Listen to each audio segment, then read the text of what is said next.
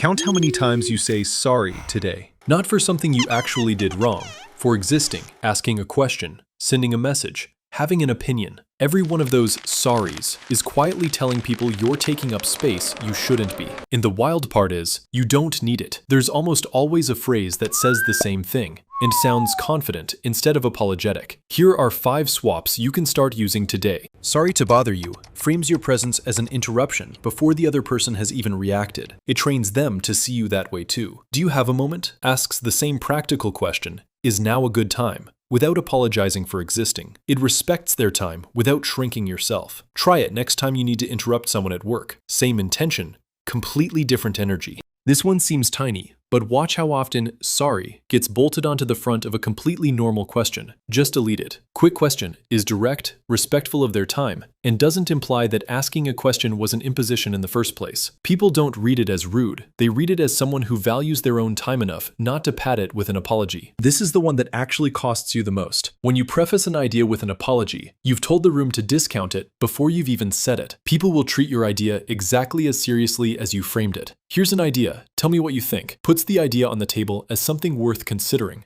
And it invites real feedback instead of a polite dismissal. Confidence here isn't about being certain you're right.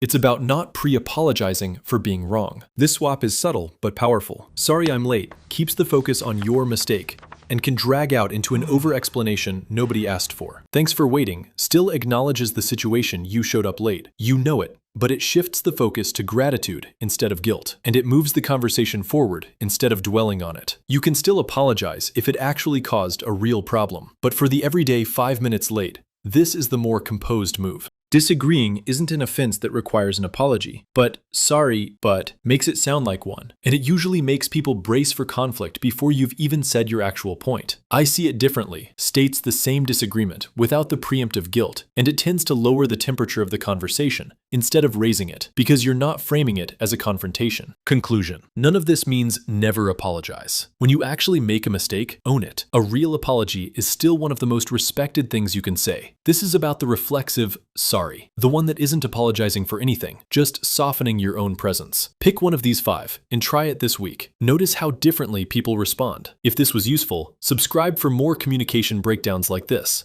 And tell me in the comments which sorry you catch yourself saying the most.